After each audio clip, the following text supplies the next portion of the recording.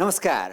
कार्यक्रम अलग धारमा यहाँहरूलाई हार्दिक स्वागत गर्दछौँ। आज हामी सरकारको 100 दिनलाई फर्केर हेर्छौँ अनि मन्त्री परिषदका एकजना सदस्यसँग कुराकानी समेत गर्नेछौँ। जाडो बढेसँगै राजनीति पनि जमेको छ। लामो समयदेखि मुलुकमा मडारिएको कालो बादल फाट्न कठिन भइरहेको छ। मधेस उस्तै छ, सीमा चकमन्न नै छ। निसासिएको जनजीवनले सरकारप्रति जनताको अपेक्षा थप चुलिएको छ। तर समाधान भन्दा पनि आश्वासनले सर्वसाधारणलाई झनै थिचेको विश्लेषण गरिएको छ।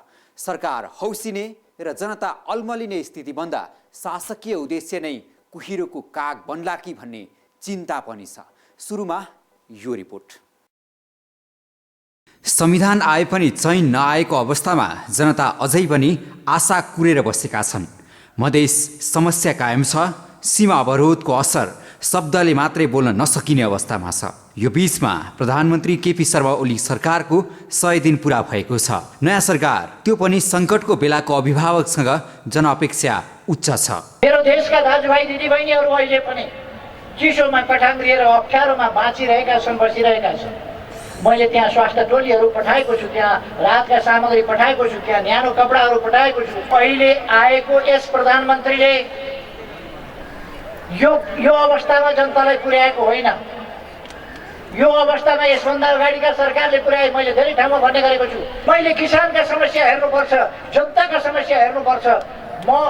मैले धेरै ठाउँमा भन्ने गरेको छु, म सिंहदरबारमा फोटो झुन्ड्याउन गएको होइन, देशमा परिवर्तन गर्न गएको हो, विकास गर्न गएको हो। सरकारको आश्वासनमा दूध र भात जाओस्। जारी महत्त्वकांक्षी योजनाहरूको कार्यान्वयनको तिथि मिति कुरेर बसेका छन् सर्वसाधारण। भूकम्पपछिको व्यवस्थापनका खातिर सुरु भएको पुनर्निर्माण महाअभियानले राजनीतिक शक्तिहरूलाई एक ठाउँमा उभ्याएको झल्को दिएको छ। नयाँ संविधानको कार्यान्वयनका सवालमा पनि राष्ट्रिय एकताको खोजी भइरहेको छ। राजनीतिक जादुको मलमले मुलुक र नागरिकको समस्या फु मन्तर कहिले होला?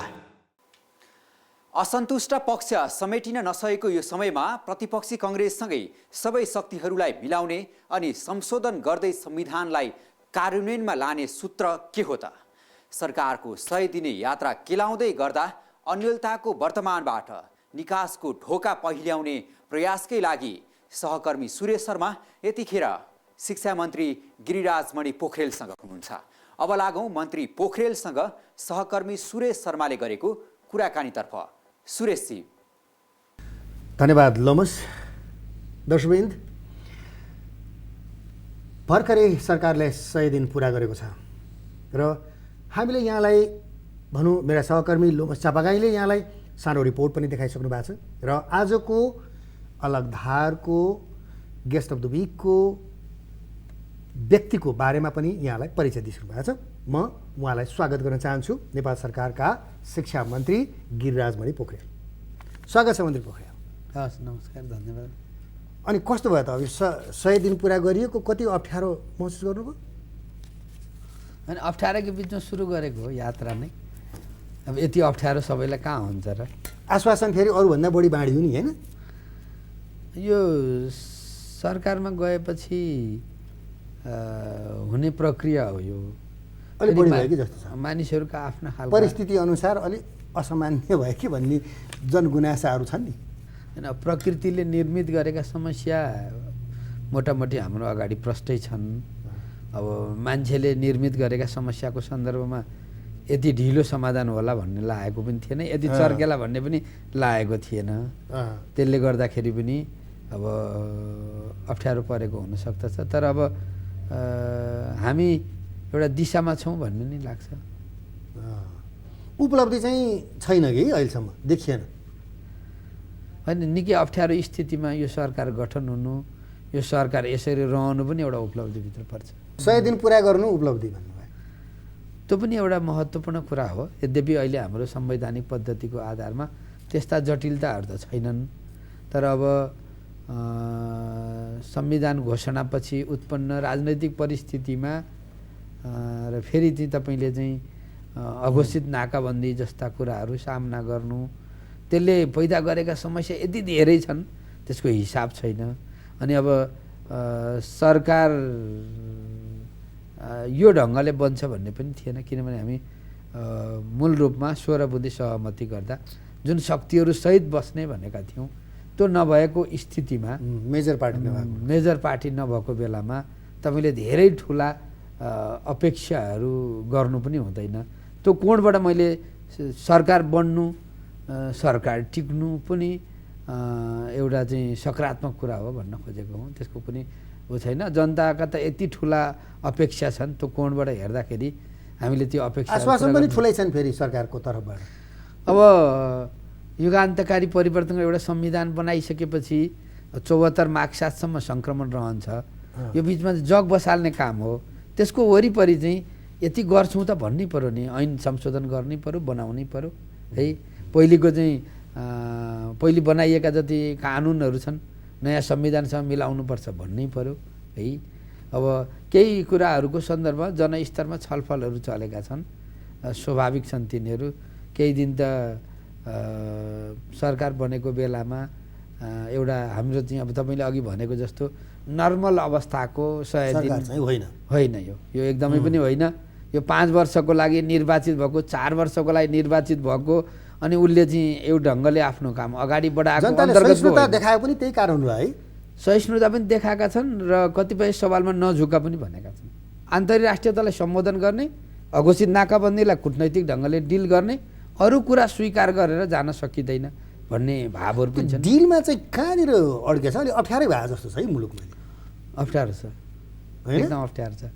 तपाईँको जुन बडो नेतृत्व गर्नुभएको पार्टीभित्र पनि त तपाईँहरूको अलिकति भनौँ न यो सरकारले काम राम्रोसँग गर्न सकेन भन्ने कुरा विरोध त सुरु भयो है।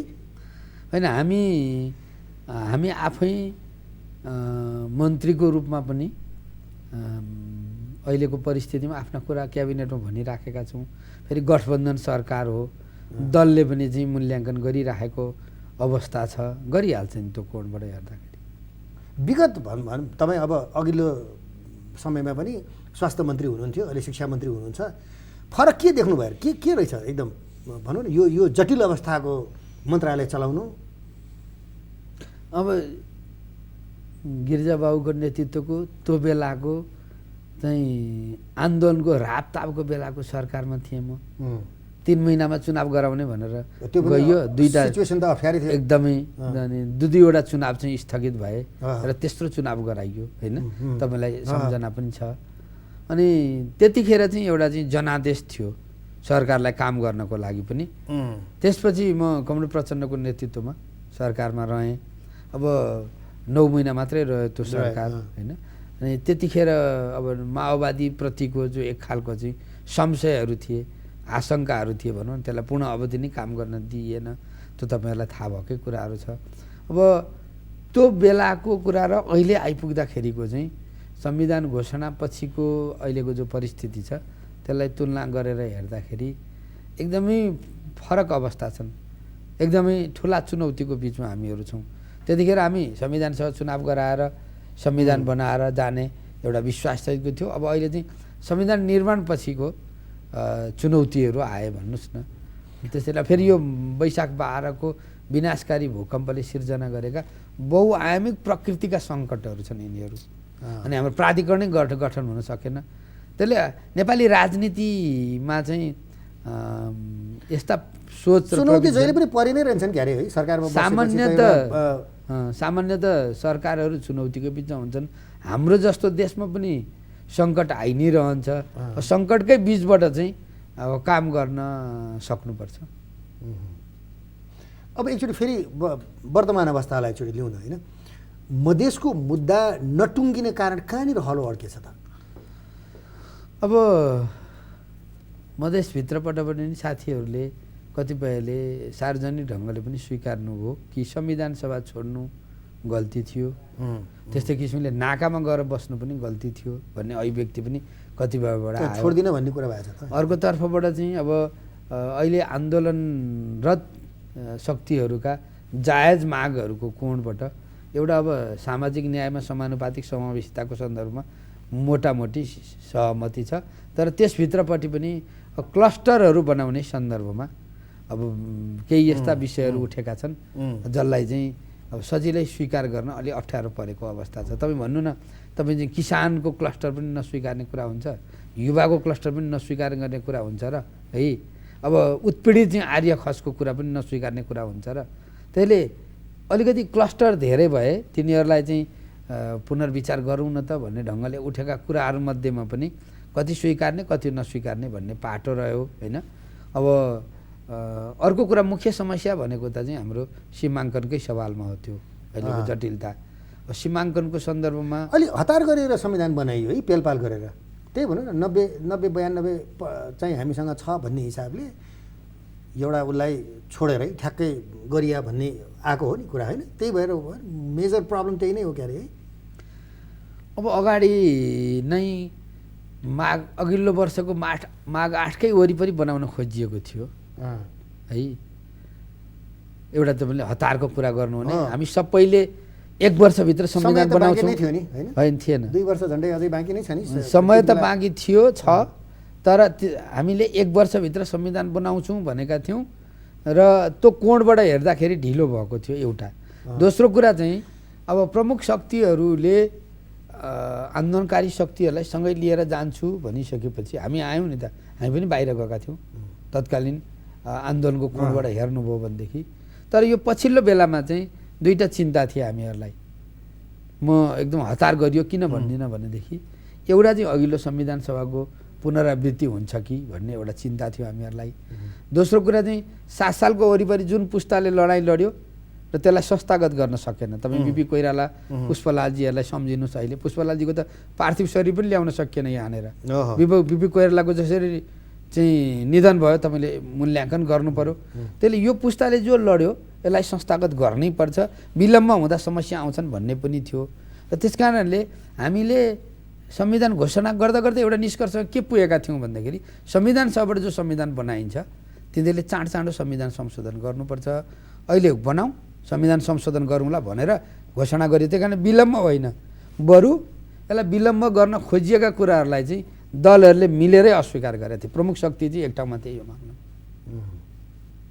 त्यस्तो थियो भन्दाखेरि अब मधेससँगको मुद्दा अब सम्बोधन नहुने अनि अप्ठ्यारो स्थितिमै जाने हो त। यो मोर्चासँगको कुरा नमिल्ने स्थितिमै गयो, जाँदैन। अब भोलिबाट चाहिँ हाम्रो फेरि शीर्ष नेताहरूबाट गर्ने भन्ने कुरा छ होइन। घुमी फेरि त्यही रुमजाटार भने जस्तो अहिले अब 27 वटा 28 वटा कतिवटा वार्ता भइसक्यो, त्यसमा त्यही नै रुम लिएर आइरहने। संशोधन माथिको छलफल सुरु हुन्छ भोलि पर्सि, त्यो चाहिँ 9 गतेसम्म हामीले एक ढङ्गले टुङ्ग्याउनुपर्छ। अब 9 गते भएन भने फेरि होइन अब संसदबाट अब अहिले मोटामोटी मलाई के लाग्दछ भन्दाखेरि राजनैतिक ढङ्गले अहिले जतिसम्म सहमति हुन्छ त्यो टुङ्ग्याइन्छ, फेरि हुँदैन, फेरि अगाडि बढ्नुपर्छ। वार्ता र संवादता हाम्रो राजनीतिक हाम्रो जस्तो देशको हाम्रो जस्तो सङ्क्रमणको एउटा विशेषताभित्रै पर्छ भन्दाखेरि अब के भनौँ, अब अन्तिमतिर गएको हो साँच्ची नै मिल्ने मुद्दा मिल्नेतिर गएको हो कि अथवा यो यसरी नै लिङ्गरिङ भएर जाने हो? लिङ्गरिङ हुँदैन, यो अन्तिमतिर जाँदैछ। भित्रभित्र केही मिलिसकेको छ, केही चिज पाकिसकेको छ कुरो? एउटा कस्तो हुँदो रहेछ भन्दाखेरि अब एउटा निश्चित समय दिउँ, यिनी दलहरू जसले हिजो अप्ठ्यारो बेलामा 12 बुँदै गरेर यतातिर लिएर आए, अब एउटा संयन्त्र बनाऊ, फेरि साझा सहमतिको लागि कोसिस गरौँ भन्ने भित्र भएको कुरा त्यही नै हो। भित्र बाहिर छुट्टा छुट्टै कुरा केही पनि छैन यसभित्रपट्टि, अरू शक्तिहरू पनि छन् यसभित्रपट्टि होइन। सबै पाटो पक्षलाई हेर्नु पर्यो। मूल कुरा मधेस तराईमा महन्त ठाकुर, उपेन्द्र यादव जस्ता नेताहरूको जो जायज माग छ तिनीहरूलाई सम्बोधन गर्दै त्यहाँ देखा परेका अन्य पृथकतावादहरूलाई चाहिँ एक्ल्याएर अगाडि बढ्नुपर्छ भन्ने सन्दर्भमा राजनीतिक रूपमा सबैको बिचमा चाहिँ एउटा सहमति भइसकेको छ। अब मूल कुरा चाहिँ आन्दोलनकारी साथीहरूलाई पनि सरकारलाई पनि एउटा बिचको बाटो खोज्नु, बिचको सहमतिको एउटा बाटो भन्छ नि होइन। तपाईँहरूले मिडियाका साथीले कहिलेकाहीँ चाहिँ बिचको शब्दहरू पनि निकाल्नुहुन्छ नि, फेस सेभिङ भन्नुहुन्छ नि होइन। त्यस्तो केही दुवै पक्षलाई स्वीकार्य हुने चिजको नजिकतिर छ त्यो। भन्दाखेरि 1-2 दिनभित्र टुङ्गिने जस्तो देखिया हो। जति सकिन्छ त्यति टुङ्गिन्छ, नसकेको कुरा फेरि अगाडि बढ्नुपर्छ। जटिल छ है स्थिति अहिले। तपाईँलाई कस्तो लाग्छ? तपाईँले यसो हेर्दाखेरि एकछिन पत्रकार छोडिदिएर एउटा नागरिक रूपमा हेर्दाखेरि के देख्नुहुन्छ? म त कालोबजारीको धेरै मुलुक कालोबजारीमा चलाइ देख्छु धेरै। एकदम सही कुरा हो है। यो नाकाबन्दीले सिर्जना गरेको अर्थतन्त्र हेर्नुहुन्छ भने त्यो तल म जहाँ निर्वाचित भएको छु महोत्तरीको बर्दिवासबाट रात्रिकालीन गाडीहरू छुट्दछन्। यो बिचमा यति मानिसहरू यस्तो ढङ्गले चाहिँ त्यो आर्थिक रूपमा कमाउने धमाउनेमा लागेर उनीहरू चाहन्छन् यो चाहिँ यो खालको नाकाबन्दी चलिराखोस् है, चलिराखोस्। अब हुने के रहेछ भन्दाखेरि यो कुराले अर्थतन्त्रमा पार्ने प्रभाव त एकदम लामोकालीन छ। त्यसैले यस्ता खालका प्रवृत्तिहरू छ देखा परेका छन्, देखिने रहेछन्। त्यसले मूल समस्यालाई समाधान गर्न जानु पर्यो। अनि त्यसपछि फेरि अब भनौँ न हाम्रा छिमेकी देशहरूलाई पनि त फोल्डमा त लिनु पर्ला नि।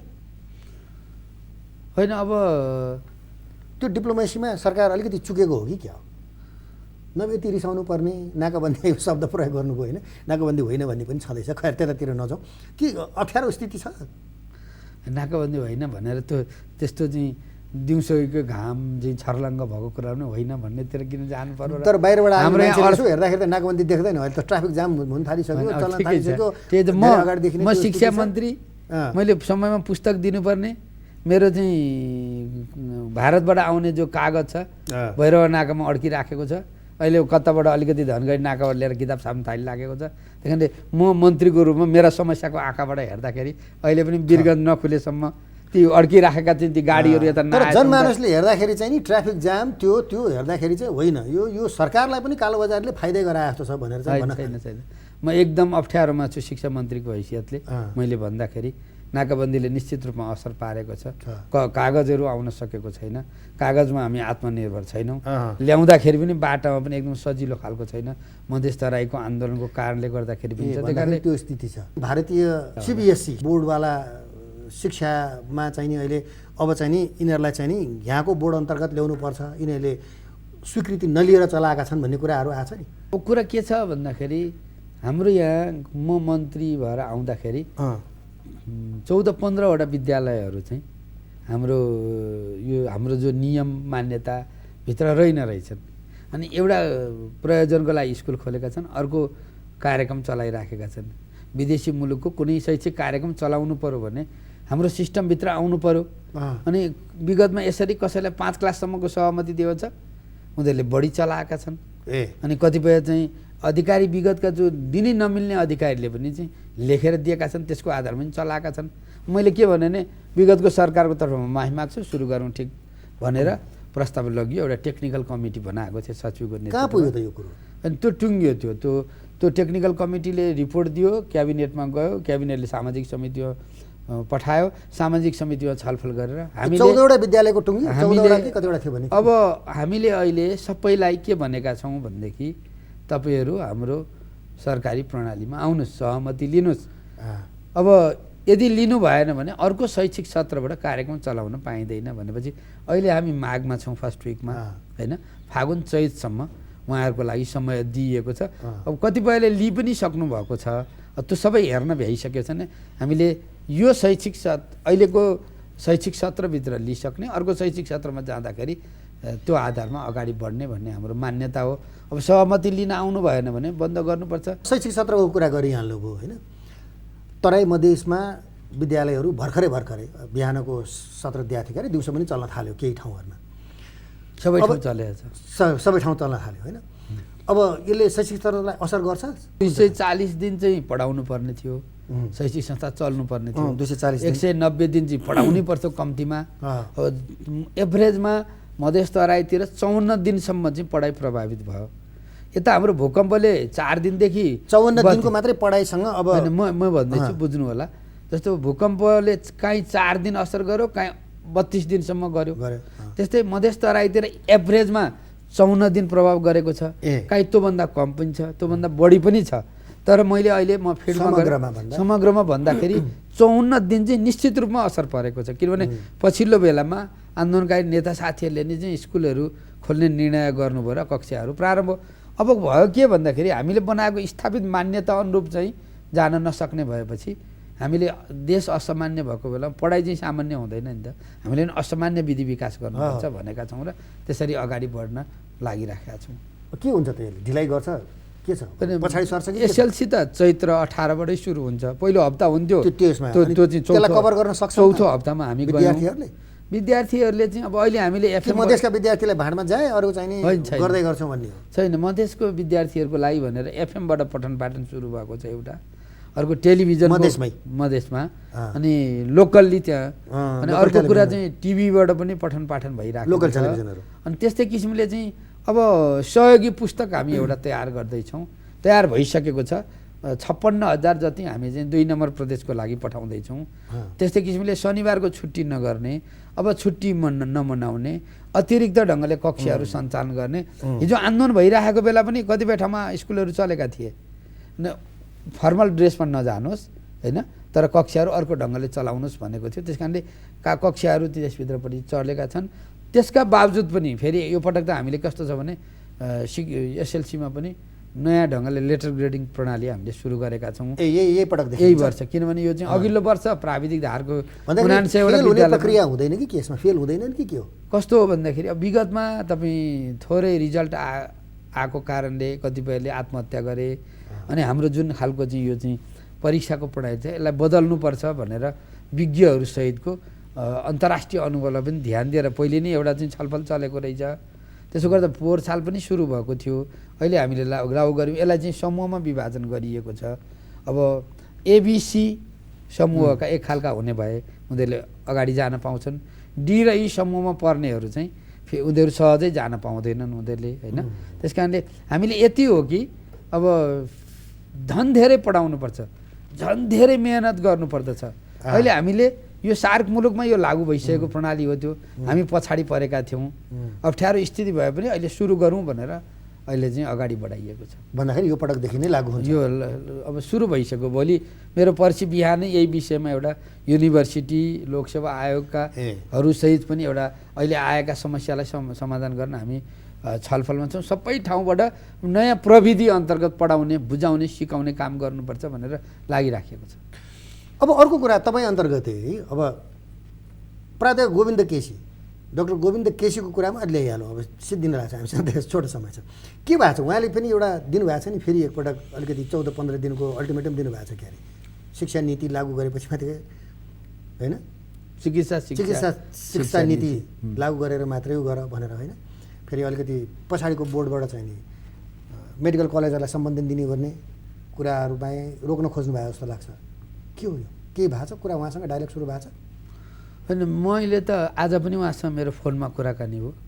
आज पनि मैले यति भनेको छु कि उहाँहरूले गरेको आन्दोलन विगतमा सरकारले एउटा माथेमा आयोग गठन गर्यो। त्यो माथेमा आयोगले दिएको रिपोर्ट त्यसको आधारमा अहिले मैले यतिखेर शिक्षा मन्त्रालयको जिम्मेवारी सम्हालिसकेपछिको स्थितिमा जस्तो भनौँ अब मेरिट बेसिसमा मेडिकल एजुकेसनमा एमबिबिएसमा भर्ना हुने, अनि किस्ताबन्दीमा पैसा बुझाउने, 35 लाख बुझाउने जस्ता कुराहरू त कार्यान्वयन गरियो। त्यस्तै किसिमले विगतमै चाहिँ अब केही विगतका छानबिन गर्ने भन्ने उहाँको कुराकानीहरू थियो। त्यो पनि एउटा चाहिँ पुनरावेदन न्यायाधीशको नेतृत्वमा गठन गर्ने भन्थ्यो, त्यो पनि गठन भइसकेको छ। अहिले मैले चिकित्सा शिक्षाको बारेमा नीति निर्माण गर्ने एउटा आयोग गठन गर्ने जो कुरा थियो त्यो प्रस्ताव पनि मैले क्याबिनेट पठाइसकेको छु। मैले उहाँलाई आज जानकारी पनि गराएको छु। यता मूल राजनैतिक मुद्दाहरूमा अहिले केन्द्रित भएको कारणले गर्दा क्याबिनेट बसेको छैन। क्याबिनेट जतिसक्दो चाँडो बन्छ त्यो प्रस्तावको बारेमा छलफल हुन्छ र निर्णय हुन्छ भन्ने कुरा चाहिँ मैले जानकारी गराएको छु। क्याबिनेटमा पनि 29 गते नै प्रस्ताव गइसकेको छ। के छ त उहाँसँग? उहाँको कुरा के छ? अब अहिले त म धेरै भन्न सक्दिनँ। अल्टिमेटम त दिनुभएको थियो अस्ति, 14 दिनको 2 हप्ताको समय दिनुभयो जस्तो लाग्छ मेरो बुझाइमा। मैले डाक्टर गोविन्द केसी जस्ता व्यक्तित्वले पटक पटक यो चाहिँ अनसन बसिराख्नुपर्ने स्थितिको अन्त गर्न चाहन्छु म।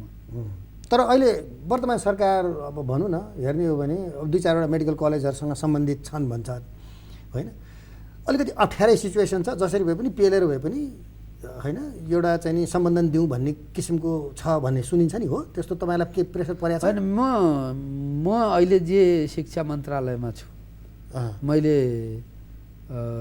मेरो गुणमा आधारित काम अगाडि बढाउने हो। म जतिन्जेल रहन्छु, प्रेसरमा होइन। प्रेसर किन खप्ने, ठिक काम गर्ने हो। किन संसद र त्यति बेलाको होइन संसदमा पनि कुरा उठेकै हो, कतिजनाको थुप्रै सभासद सांसदहरूको लगानी भएका पनि रहेछन् होइन त्यसमा। शिक्षा मन्त्रालयसँग त सम्बन्धित छैन, मसँग आएको छैन होइन। अब विगतमा कतिपय कामहरू अगाडि बढाइएका सन्दर्भमा अहिले मैले धेरै भन्नुपर्ने त्यस्तो पनि मलाई लाग्दैन। तर मतलब 74 माघ 7सम्म सङ्क्रमण नै रहन्छ नेपालको। सङ्घ, प्रदेश र स्थानीय तहको निर्वाचन हुन्छ। त्यो यो बिचको अवधिभित्र शिक्षामा जतिन्जेल म रहन्छु, मैले चाहिँ आधारभूत रूपमा जग निर्माण गर्ने काम गर्छु। भन्दाखेरि प्रेसरमा काम गर्नुहुन्न? प्रेसरमा गर्दिनँ। सरकारको के छ त भावी योजना र तपाईँको उसमा चाहिँ के छ त नयाँ योजनाहरू? अनि म चाहिँ अब नयाँ संविधान अन्तर्गतको नयाँ शिक्षा नीति बनाउनुपर्छ भन्नेमा छु। त्यसैको लागि चाहिँ जनोपयोगी शिक्षा सम्मेलन एउटा गरेर अनि नीतिगत ढङ्गले पनि नयाँ शिक्षा नीति बनाउने। अनि अर्को कुरा, हामीलाई कति चाहिने हो त? 10 वर्षलाई कति, 25 वर्षलाई कति, 50 वर्षलाई कति जनशक्ति चाहिने हो, कुन कुन क्षेत्रमा कति चाहिने हो? हामीले अब सामान्य खालको शिक्षामा धेरै हामीले चाहिँ खर्च गऱ्यौँ। अब मानिसहरूको चाहिँ रुचि चाहिँ प्राविधिक शिक्षामा छ, उत्पादनमूलक शिक्षामा छ। मेरो भाषामा मैले बहुप्राविधिक शिक्षा प्रणाली खोजिराखेका छन्। अर्को कुरा चाहिँ अब औपचारिक र अनौपचारिक शिक्षाको कुरा छ।